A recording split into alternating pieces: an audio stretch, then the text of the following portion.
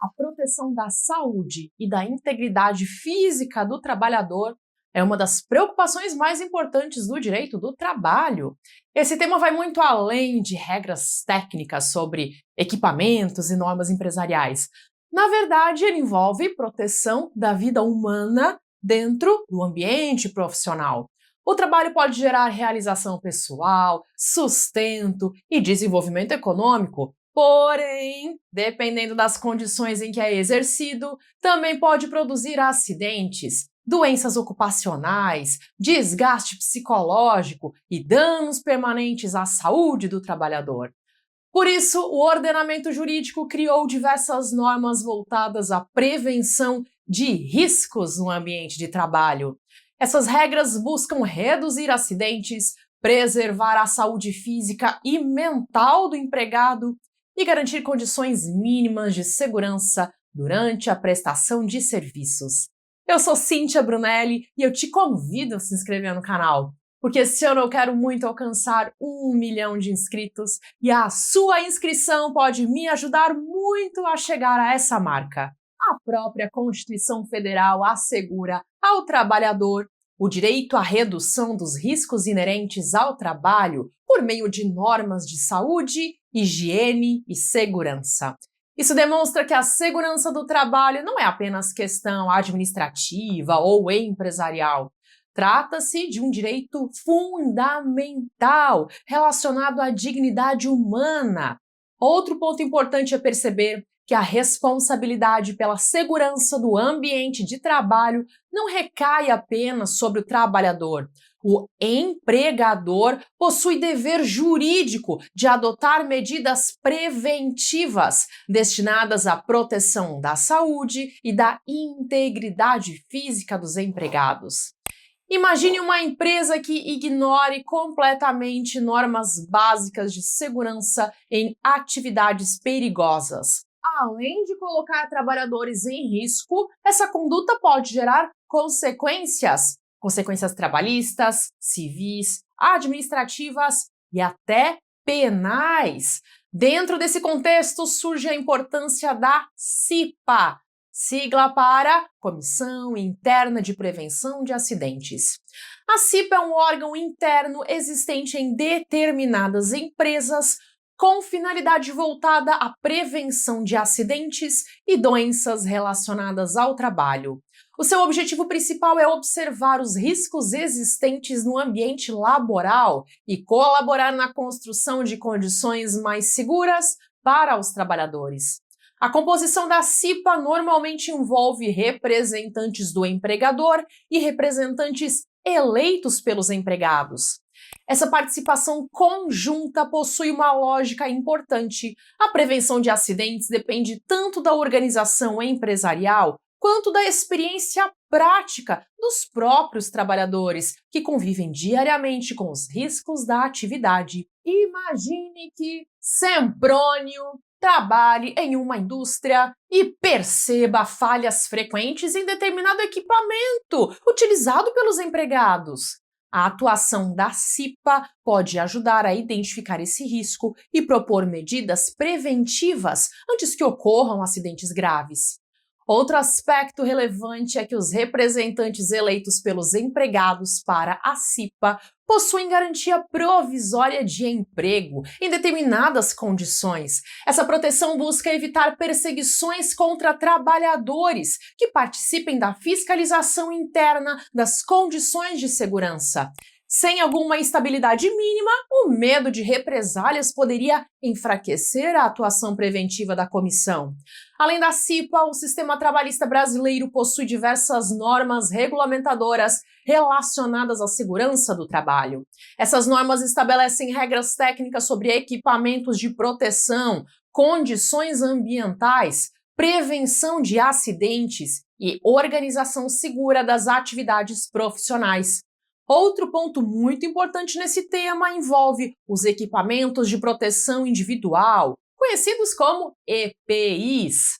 Os EPIs incluem capacete, luvas, máscaras, protetores auriculares, cintos de segurança e outros dispositivos destinados à proteção do trabalhador contra riscos específicos da atividade exercida. Imagine um trabalhador da construção civil atuando em altura, sem equipamentos adequados de proteção. O risco de acidente grave se torna extremamente elevado.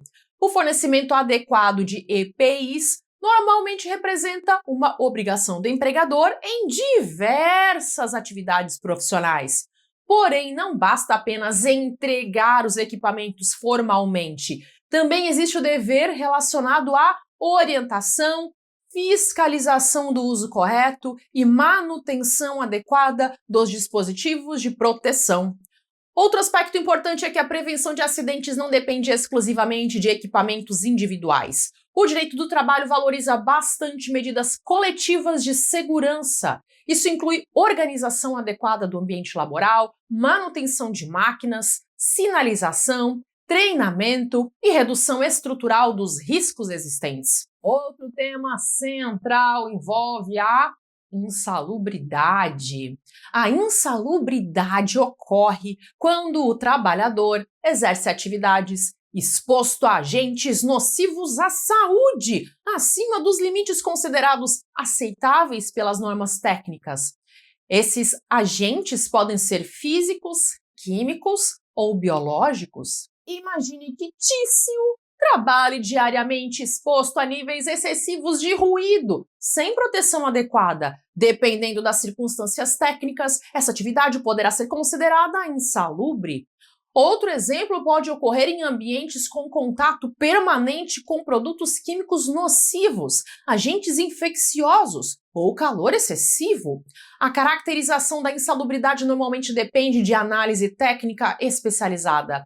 Não basta uma simples alegação genérica de um desconforto ou um risco. O direito do trabalho costuma exigir verificação concreta das condições ambientais de trabalho. Outro ponto importante é que a existência de atividade insalubre pode gerar o direito ao adicional de insalubridade.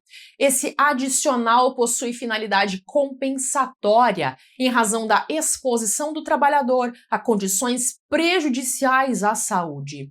Porém, a lógica principal do sistema não é comprar o risco à saúde do trabalhador. O objetivo prioritário continua sendo a eliminação ou, pelo menos, a redução da insalubridade no ambiente laboral. Outro aspecto relevante é que a utilização eficaz de equipamentos de proteção pode influenciar o reconhecimento ou a neutralização da insalubridade em determinadas situações. Também é importante compreender que existem diferentes graus de insalubridade conforme a intensidade da exposição aos agentes nocivos. Outro tema fundamental é a periculosidade. A periculosidade ocorre quando a atividade profissional expõe o trabalhador a risco acentuado de acidentes graves ou potencialmente fatais. Aqui a lógica é diferente da insalubridade. Na insalubridade existe exposição nociva gradual à saúde. Já na periculosidade, o foco está no risco elevado de ocorrência de um acidente grave imediato. Imagine um trabalhador que exerça atividades permanentes com explosivos, inflamáveis ou energia elétrica em condições perigosas. Dependendo da situação concreta, poderá existir atividade perigosa. Outro exemplo comum envolve profissionais que trabalham diretamente em atividades de segurança patrimonial armada. Assim como na insalubridade, a caracterização da periculosidade normalmente depende de critérios técnicos específicos. A atividade perigosa pode gerar direito ao adicional de periculosidade previsto na legislação trabalhista. Outro ponto importante é perceber que insalubridade e periculosidade possuem fundamentos diferentes e regras próprias. Em muitas situações, surgem discussões judiciais relevantes sobre o enquadramento correto da atividade profissional. Imagine que Cornélio trabalhe em um ambiente industrial envolvendo substâncias químicas inflamáveis e também exposição contínua a agentes nocivos à saúde. Dependendo das circunstâncias concretas, poderão surgir debates técnicos sobre a natureza do risco existente. Outro aspecto interessante é perceber como a segurança do trabalho possui um enorme impacto econômico e social. Acidentes de trabalho podem gerar afastamentos prolongados, incapacidade permanente, sofrimento familiar e elevados custos humanos e financeiros. Por isso, investir em prevenção normalmente produz benefícios, tanto para trabalhadores quanto para empresas e para a própria sociedade. Hoje em dia, o tema da saúde mental no trabalho ganhou importância crescente dentro das discussões sobre a segurança laboral. Ambientes excessivamente tóxicos, jornadas abusivas, assédio moral e pressão psicológica intensa podem produzir adoecimento emocional relevante. O direito do trabalho passou a dialogar cada vez mais com temas ligados à saúde psicológica do trabalhador e não apenas à integridade física. Outro ponto relevante envolve o avanço tecnológico e a transformação das formas de trabalho. Automação, inteligência artificial e trabalho remoto criaram novos desafios relacionados à segurança laboral contemporânea.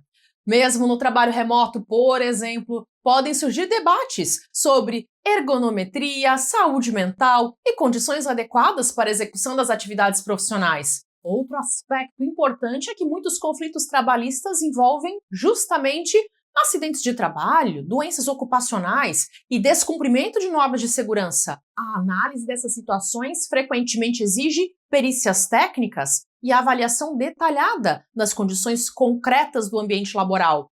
Ao estudar segurança do trabalho, CIPA, insalubridade e periculosidade, fica claro que o direito do trabalho não se preocupa apenas com remuneração e contratos.